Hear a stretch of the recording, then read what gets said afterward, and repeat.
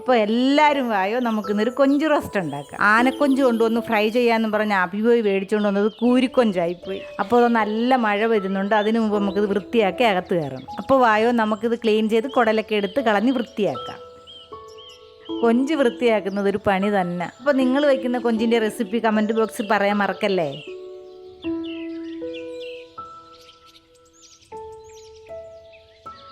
അങ്ങനെ നല്ലൊരു മഴയും പെയ്ത് തോർന്ന് ഞാൻ ആ കൊഞ്ചും വൃത്തിയാക്കിയെടുത്തു. മഴയങ്ങ് ചനചനാ നിൽക്കുമോ, എന്തേലും ചെയ്യാൻ പുറത്തിറങ്ങി അപ്പം മഴ പെയ്തു. എന്നാൽ പിന്നെ എങ്ങനെയാ പരിപാടി തുടങ്ങുമല്ലേ. അപ്പോൾ വൃത്തിയാക്കിയ കൊഞ്ചിലേക്ക് കുറച്ച് മഞ്ഞപ്പൊടിയും ഉപ്പും മുളക് പൊടിയും ഇട്ട് നന്നായിട്ട് ഇളക്കി മാറ്റി വയ്ക്കുക. ഇനി 10 മിനിറ്റ് കഴിഞ്ഞാൽ നമുക്കതൊന്ന് നന്നായി വറുത്തെടുക്കാം. അപ്പോൾ നല്ല വെളിച്ചെണ്ണയിൽ തന്നെ വറുക്കണം, എന്നാലേ ടേസ്റ്റ് കിട്ടും.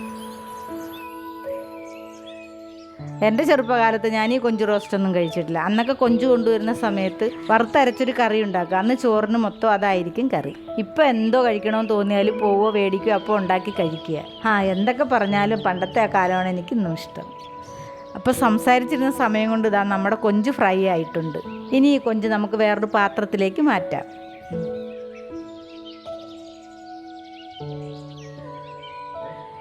ഇനി ആ പാത്രത്തിൽ തന്നെ കുറച്ച് പച്ചവെളിച്ചെണ്ണ ഒഴിച്ച് കടുകിട്ട് കൊച്ചുള്ളിയിട്ട് വഴറ്റിയെടുക്കുക.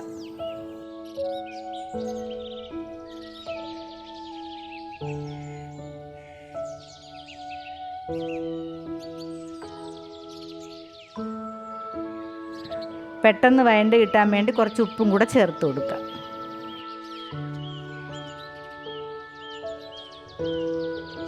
ഉള്ളി ഒന്ന് വഴണ്ട് വരുമ്പോൾ വെളുത്തുള്ളി ഇഞ്ചി പേസ്റ്റ് ചേർത്ത് ഒന്നുകൂടി ഇളക്കി കൊടുക്കുക.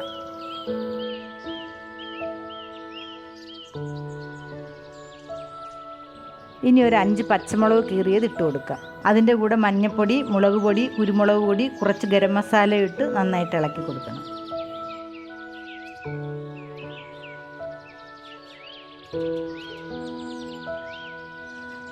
അതൊന്ന് മൂത്ത് വരുമ്പോഴേക്കും ഒരു തക്കാളി അരിഞ്ഞത് ചേർത്ത് കുറച്ച് വെള്ളവും ചേർത്ത് അടച്ചു വെച്ച് ഒന്ന് വേവിക്കാം.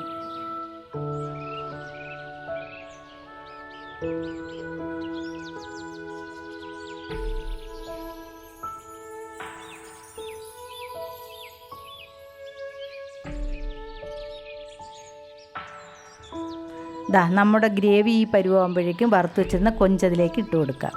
ഇനി വലിയ പരിപാടികളൊന്നുമില്ല. ഇനി അടച്ചു വെച്ച് 5 മിനിറ്റ് കൂടി വേവിച്ചെടുത്താൽ സംഗതി റെഡി.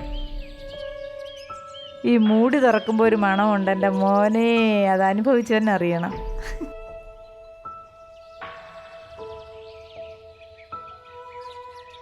എന്നാൽ പിന്നെ ചപ്പാത്തിയുടെ കൂടെയോ ചോറിൻ്റെ കൂടെയോ അല്ലെങ്കിൽ വെറുതെ ഒക്കെ തിന്നാൻ പറ്റിയ നമ്മുടെ കൊഞ്ച് റോസ്റ്റ് കൂടെ റെഡി ആയിട്ടുണ്ട്.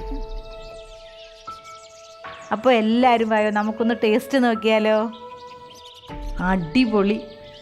അപ്പോൾ ആനക്കൊഞ്ച് റോസ്റ്റ് കുറച്ച് അബിക്കും കൂടെ കൊടുത്തേക്കാം. അപ്പോൾ എന്തായാലും നിങ്ങളിത് പരീക്ഷിച്ച് നോക്കിയിട്ട് കമൻറ്റിൽ അറിയിക്കണം. എന്നാൽ ഇനി മറ്റൊരു വീഡിയോ കാണാം. Bye bye.